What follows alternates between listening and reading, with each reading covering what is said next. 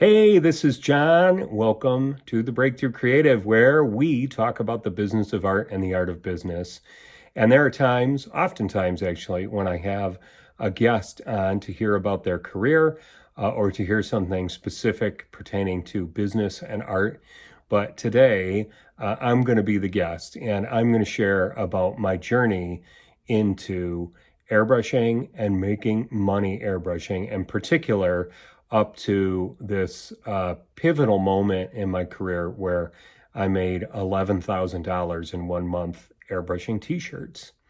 I'm going to take us back to the summer of 1989, and I just graduated high school, and I was 18, and my dad, up to that point, had given me a weekly allowance, and I think it was maybe $20 a week.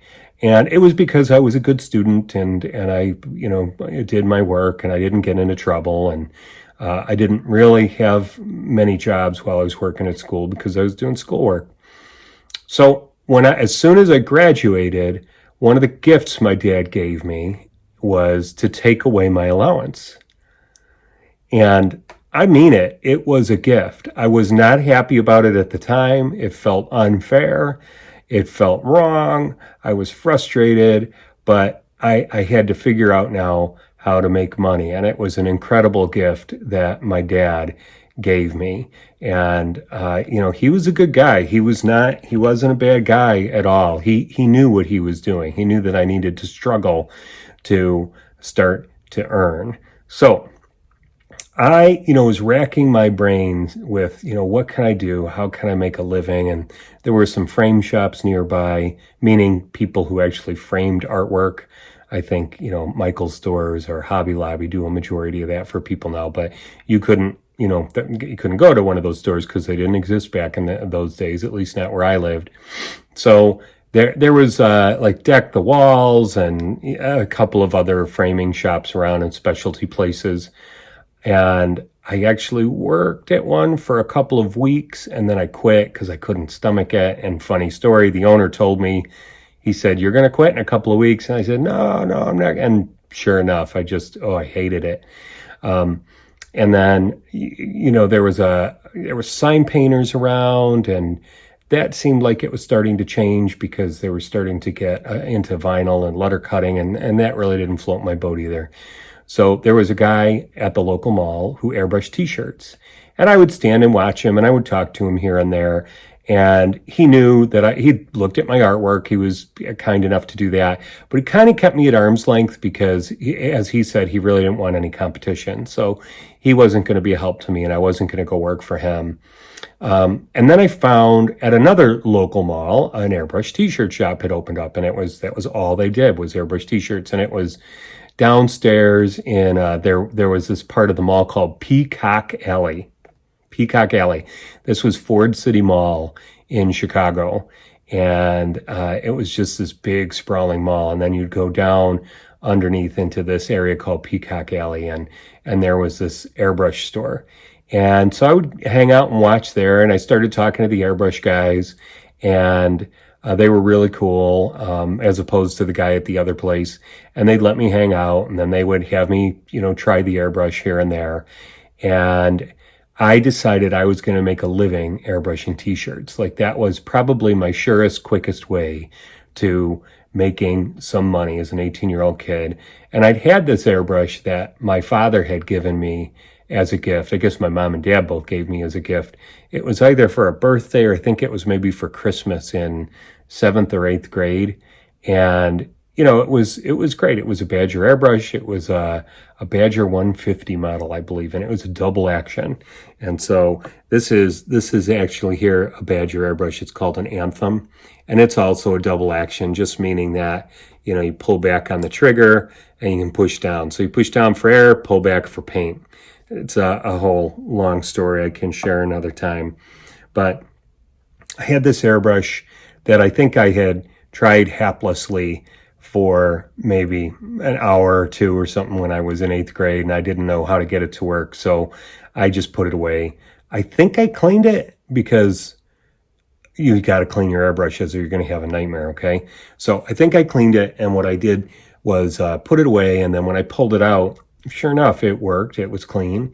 And there was no internet. I couldn't find anything out about airbrushing through the internet. All I had were the guys at the store, the guy at the mall who wouldn't really talk to me. And then there was a magazine called Airbrush Action Magazine. And that's actually where I had read some of Pat Gaines' information, that the articles that Pat Gaines would write and share in this trade magazine.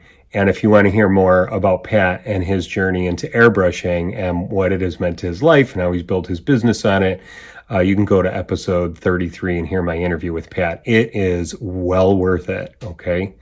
So one thing, by the way, that Pat says is that you can make a living airbrushing from T-shirts. And sure enough, I did it for quite a while. So back to the story. Where was I? I was talking about learning about airbrushing. So I went out into the garage. It was summer. Summers around Chicago are very humid, hot, and there's not a lot of relief from the humidity.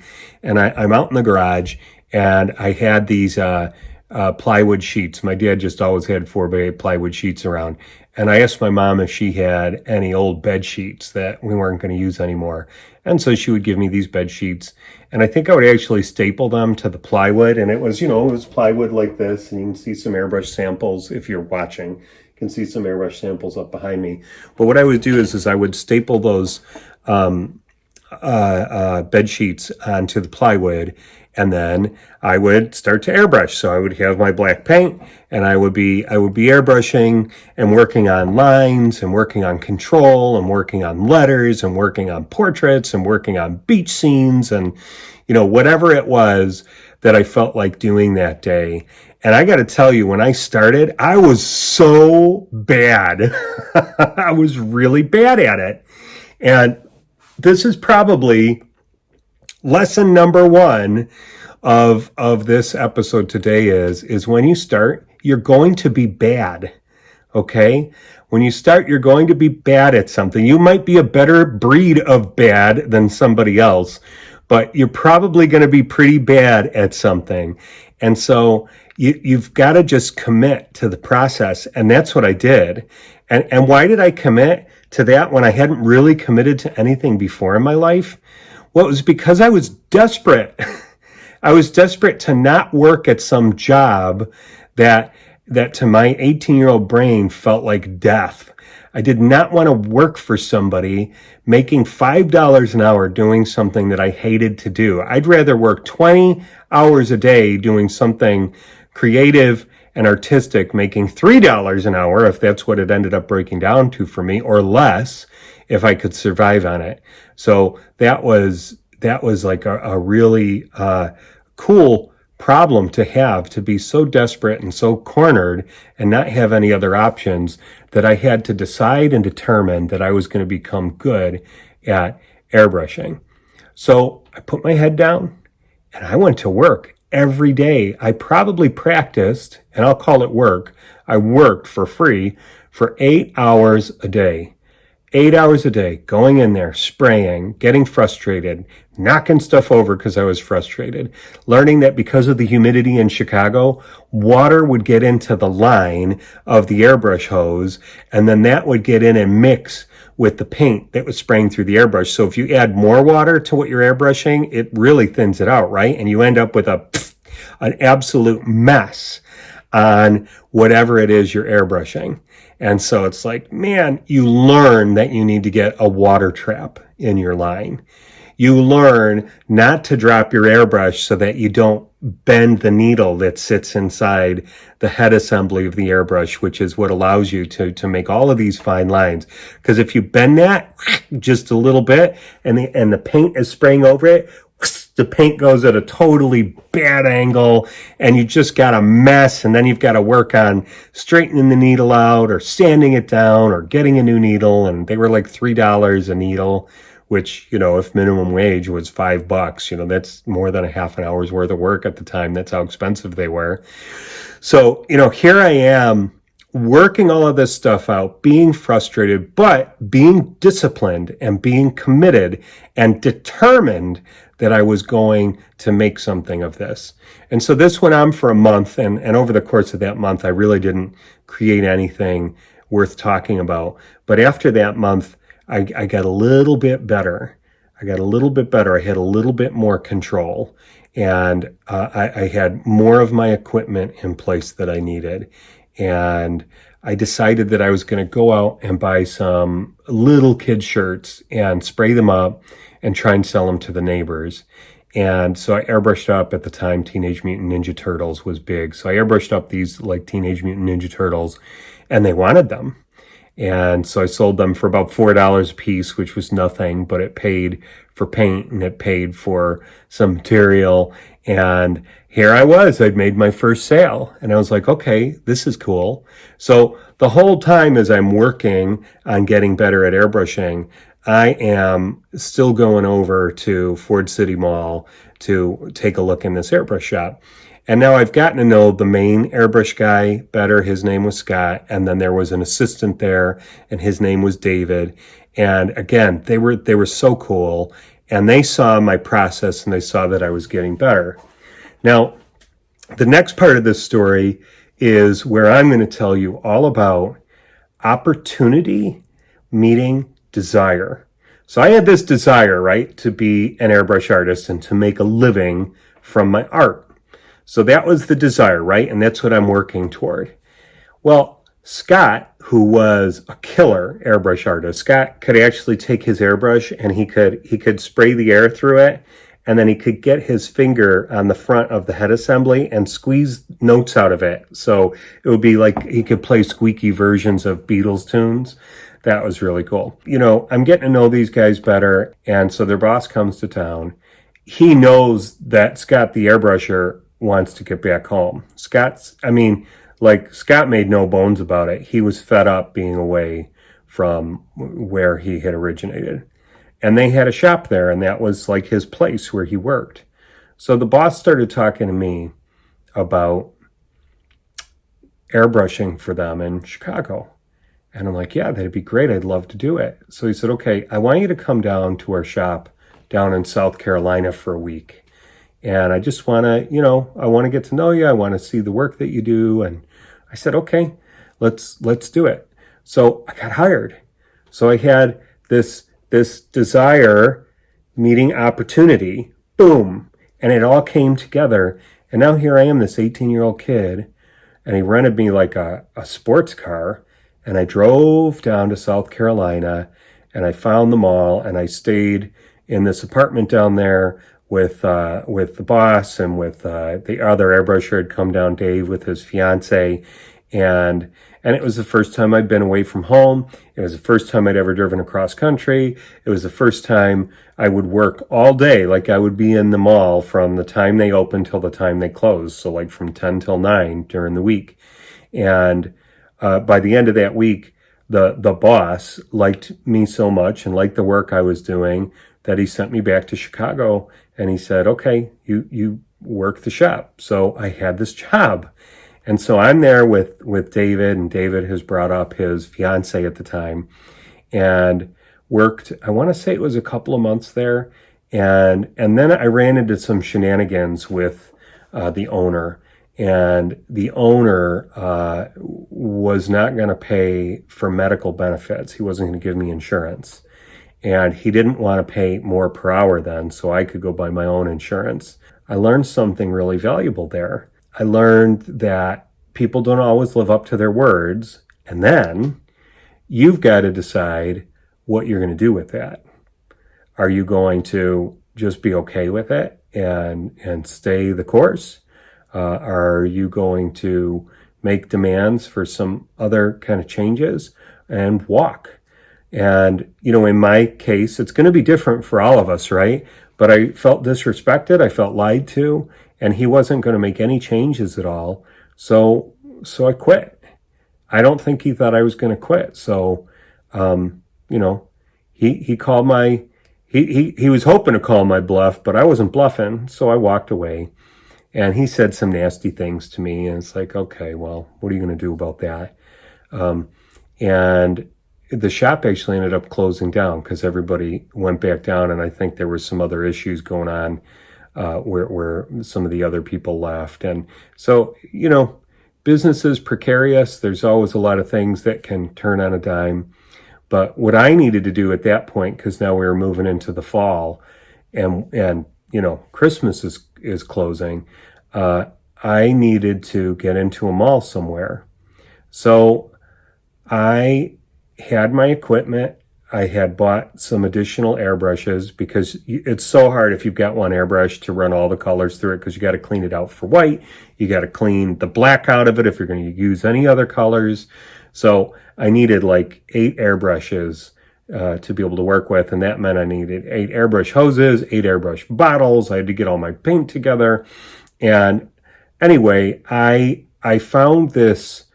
It was kind of a high-end T-shirt shop, I guess, for lack of a better term, but they had like a proprietary kind of sweatshirt that they sold, and the company, I won't say their name, but the company and the owner made a deal with me. I made a deal with him, right? And it's like, I'm going to be airbrushing at their shop.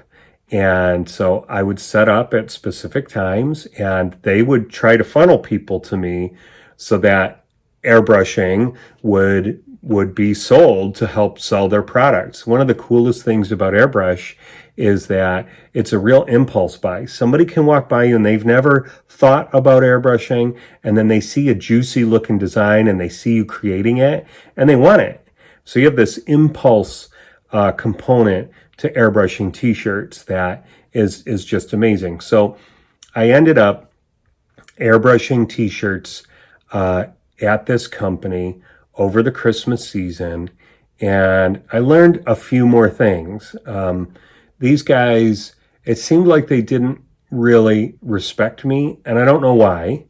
It could have been because I was young. It usually, when somebody doesn't respect you and you haven't given them a reason to not respect you, it usually says more about their character than it does yours, okay? So I had this issue with them where 2 weeks into airbrushing, they didn't have my check for me because we had it worked out where they were going to pay me 2 weeks and then 2 weeks after that. So they didn't have a check for me, and I was talking to one of the partners about this, and he kept putting me off. And he was kind of a tough guy too, and he tried to kind of posture, and he was kind of threatening the way he was challenging me. And I said, listen, I was afraid. I was a skinny kid, but I said, listen, I'm not going to airbrush until I get a check. And he tried to spin this whole thing like, it's okay, you're going to get your money, but without the check, I have no other leverage. I can't do anything other than stop working until I get paid. And so I stopped working a couple days, and then they threatened that they weren't going to have me back, that they weren't going to use me, that they were going to keep the money, but they saw that there was profit in it. So usually things get worked out, and the guy cut me a check, and I never had a problem after that. I never had one iota of a challenge, of a problem, nothing. They always paid me on time after that. Sometimes you got to earn the respect of somebody in their eyes. I don't know. Anyway, I got my money. That's what mattered. I airbrushed through that Christmas. I made about $3,000. And my deal with them at the time was of the airbrushing price, I would get 80%. And they would get 20%, and then they would make the profit off of the shirt that they sold. Or if somebody brought their own shirt in, then there was like a service charge that went on top of that. It was $2 or $3, I think. So for a $10 design, I would make $8. It might take me about 10 minutes to paint. So I would make about $8 in 10 minutes. Well, 8 times 6 is $48, and I could paint faster than that. So I was making, if I was full, I was making somewhere between $50 and maybe up to $100 an hour, depending what it was they had bought to be airbrushed. So it's pretty amazing, instead of making $3 to $5 an hour working for somebody, I was making so much more money myself, and my only limit was as fast as I could work and as much work came in through the door. So we got through that Christmas season, and then I started to work at some of their other locations. So maybe different times of the week I would show up and be something that would attract people to the shop. The problem is once you get to January, everything drops off, right? People are paying their bills from December and they are not spending money. So January is kind of a dead month. February can pick up because you got Valentine's, and then as you get into March, April, people would start to return, and then you would build again toward Christmas. So at some point, I ended up parting ways with this company.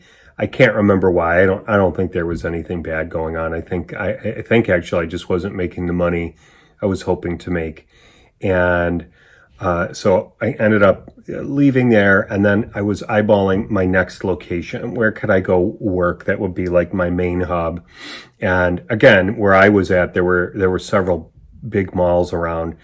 And just before the next Christmas, I got into a shop, and I want to say it was the week of Black Friday. We didn't call it Black Friday then, but just so you know when it was. And I got in and I airbrushed that weekend. And for some reason, the guy got nervous. And he said, I don't think this is for me. So I don't know what happened. I don't know if I said or did something that turned him off. I don't know if the mall came to him and said, you can't have this in your shop. I have no idea what it was. So I ended up leaving. And I was furious because I had scoped that out and worked on that deal for quite a while. So I went to the last mall I could think of and ended up finding this T-shirt shop that was a kiosk. So it wasn't a storefront. It was like out in the middle of the mall, right? And so it didn't need 4 sides. It had 3 sides because it was actually under an escalator. And because it was under the escalator, you would have a lot of people walking by it. Just because they were looking to go upstairs or come downstairs or get around. And so they had to walk by that. And the cool thing about airbrushing, and by the way, at that point I had bought a silent compressor. The cool thing about airbrushing was you'd hear this, there was some action going on, some noise that was unusual. And then people would start to watch while I was working because I was right out in the open. And I had some designs set up that I can't remember how I attached them to the underneath of the escalator, but I would use that to put my artwork up there. And then I'd have 2 easels set up so I could have a couple of shirts going at once. And I learned that if I was starting 2 shirts, I could take advantage of having black paint in my hand and do this design over here and then do this design over here. And I created my airbrush T-shirt form that had the front and the back of the shirts. Well, I was also painting on jeans. So I would have the front and the back of a pair of jeans, right? And if it was shorts, if somebody wanted shorts, you just write shorts next to it and talk about what the design was going to be and where they wanted it. And I also had a little book with me that had photos in it of the work that I had done. And so sometimes people will come up and they go, well, I don't know what I want. And you need to show them designs so that they can go, oh, I love that. That's what I want. Put my name in there. And then you learn to ask people how to spell their names. And then I learned that I needed people to sign their sheets so that was their agreement, that whatever was written on there and how it was spelled, if they had a problem, it was on them and not me. And you would always get paid up front because, somebody could say, hey, I want 10 shirts and, they're $20 a shirt, and then they don't pay anything and then they leave and you never see them again and they never even come to collect their shirts. Or if you don't have any money, you have no leverage, right? So I was just learning through that season how to sell, how to kind of be a showman and to draw attention. Like I could have a lot of people around watching me while I was working. And I learned how to deal with challenging clients. I learned how to enjoy awesome clients and started to build some relationships with some of the people who were returning customers. That was really cool. And it was spectacular at this place. And I developed some friends who worked at the shops. nearby. There were some, chains that were around, but then there were some like one-off shops, and this one couple allowed me to store my airbrush equipment there. So that was great because I didn't have to lug it everywhere. And we became really close friends. And that was very cool too. So one of the most amazing things about this run at this particular location was I learned how to work hard. I learned how to work fast, and I learned to really be disciplined about managing my time and my attention to people in sales, to getting shirts done, to having all of my orders in the order that they actually needed to be finished. And it just taught me so much about running a business, really. And I had developed discipline because of airbrushing. I developed discipline, the discipline of showing up on time, which I struggled with a little bit, the discipline of finishing on time, the discipline of delivering, the discipline of getting better, the discipline of if I made a mistake, I had to pay for the shirt. So I was very good. I had rarely made a mistake where I had to purchase another shirt. Like if I misspelled a name or you miss an I was a pretty good speller, and I was pretty competitive about getting it right for myself and for the client. That it was really, really good for me. And I learned how to work long, hard hours. I mean, it was 11 hours a day. And at the end of the day, I remembered that there was a box where we would keep the cash and all the tickets for Airbrushing T-Shirts. And what we would do is we would total everything up. So say there was $100 in there, just to make it easy. If there was $100 in there for airbrushing, I would get $80 of it, and they would get 20. And then I would sign something that said I took it. And I think that's how we took care of taxes and whatnot. And at some point, I just stopped tallying the numbers day after day after day. I would just know that this is what I made today, and I'd bring it home, and I'd get home, and I would just throw it in a drawer. I was throwing all this money into a drawer in my room, and I would go to bed because I was tired, and I knew I needed to be up the next day to go. So I was on a really strict schedule, and I think it was maybe 3 days before Christmas, I was up to here with orders. Like I couldn't take any more. And I was actually, after I worked, I was taking them home, and I was working late into the morning, early into the morning, late into the night, early into the morning. And I was finishing these orders up, and then I would stack them up, and I would bring them back to the mall with me for when the customers came and wanted to collect them. And I learned how to work when I was tired. I learned how to work when I was frustrated. I learned how to work when I was embarrassed, when I was happy, when I was sick. I got really sick at the end of that run. And I remember it was Christmas Eve day, and we were open for a few hours in the morning, and everybody was picking up their orders. And then I drove home that night. I guess maybe we were open in the afternoon, but it was winter, so it got dark early. And I drove home, and I think we might have had some dinner or something for Christmas Eve with my family, but I just wanted to go to bed. And I went into my bedroom, and I turned on the lights, and I thought, I wonder how much I made. So I went and I got that drawer, opened it, and I took the money out of it. And I mean, it was like a wad of cash. And I just started to count it out. And I was counting it out into hundreds and then thousands and thousands and thousands. And when I was done, I had $11,000 sitting on my bed. And I was like, wow, how did I get here? Well, let me break it down for you. And for young me, how I got there was I made a commitment to a process. And that process was learning how to airbrush. I made a commitment to it.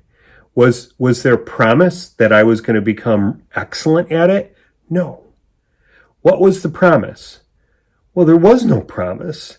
There was just a commitment and a decision that I was going to head in a direction, and I was going to work hard to get better at airbrushing and to make money from it.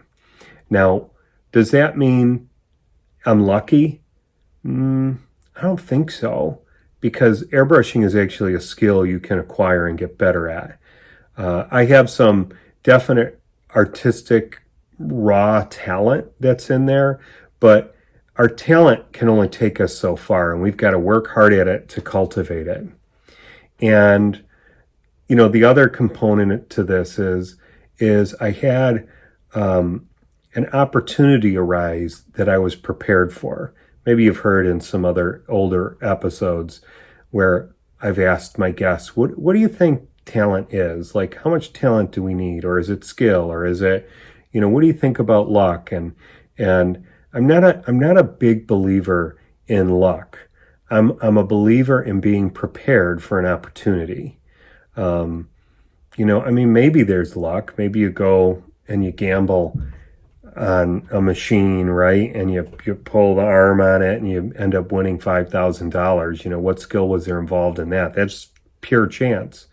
But, becoming skilled at your craft and then being prepared to say yes to an opportunity, I don't think that's lucky. I think that's being prepared, because that's how the world works. You got to look for opportunities. Sometimes you encounter a little bit of luck along the way, but I think it's much more than just luck. Preparedness, decision, determination, opportunities present themselves, and then you can jump on them. And then I stood up for myself through challenging circumstances. I stood up to people who weren't holding to their word on both counts with the first two clients. Well, one was a boss, right? Wasn't going to pay me more money because he wasn't going to give me medical insurance. And then the other guys weren't going to pay me at all. I think if I hadn't fought that, I don't think they would have paid me anything, and they would have just walked with the money, because that's the sense I got from them. So, I learned to stand my ground, and then I learned to look for the opportunities for the new locations. And then I found this just dream spot where the money was just pouring like water out of a gallon jug, man. It was just pouring out as I airbrushed. Now, I worked hard. First off, I worked hard once I committed to this thing, to airbrushing, because I wasn't good at it to start with. I worked hard to get better. I worked hard at the craft of airbrushing, and I worked hard at selling. Not just selling to individuals, but selling myself to a store that was going to entrust their location to me so that I could make money airbrushing these T-shirts for them. And, then I learned about, the more you work and the more you do something, the more skilled you are likely to become at it if you're really focused on it. So I learned how to sell. I learned how to get my setup just right. I learned how to build relationships with people to the point where they would come back and have more things airbrushed by me. I learned how to get my projects in order and get them done and delivered. I learned how to fix my mistakes. I learned to say I'm sorry. And I learned how to work through being sick as a dog, or learned how to work when I didn't even feel like airbrushing or doing anything creative, because it's about being disciplined. So airbrushing, I hope I brought some of this to life for you, because when I counted that money out, oh my goodness, it felt fantastic. And then I needed to figure out what to do with that money after that. I started to invest it in like a new compressor and a few things here and there. And it really benefited me to grow my business.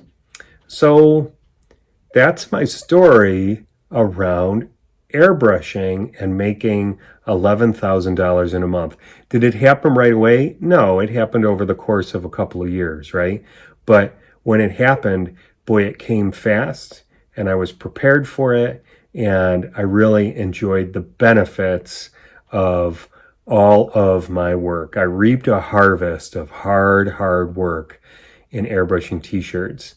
And, one of the best things about airbrushing is that it has introduced me to people far and wide that I would never have known otherwise. I got to know the owner of Badger Airbrush, Ken, and he hired me to be a consultant for him for a decade. And I started to meet all these other artist friends because of Badger Airbrush. And then there was a guy who became a good friend, but first a client, who had me airbrush something for him, but he was in the toy design business. And that's how I segued a part of my business into toy design. And man, it has just been such a great foundation for me. And it's definitely a way you can make money. And I encourage you, if you want to hear more about airbrushing or learn more about it, first off, again, go listen to or watch Pat Gaines's episode 33 of the Breakthrough Creative, or email me. You can email me at john@thebreakthroughcreative.com, and I'd be glad to have a conversation with you about it, because it's a really cool tool. It's been really good to me, and yeah, I have fond memories and affection for the airbrush. So on behalf of the Breakthrough Creative, that is this week's episode, and I am John, and I'm so glad you've been here with me. And I'm going to ask, would you please give us a subscription? There's a little button somewhere wherever you're watching or listening to this, and subscribe for more episodes. And if you have an artist friend in your life that you think might benefit from this, would you please share it with them? And look in the show notes, because I actually have a blog that I wrote about this whole adventure that I just told you. And I would encourage you to take a look at that, because it goes into a little bit more detail than I did here, and you can review it a few times. So go about the business of getting better at whatever it is that you do creatively, so that you can go make a living with it. Sound good? All right, I'll talk to you next time.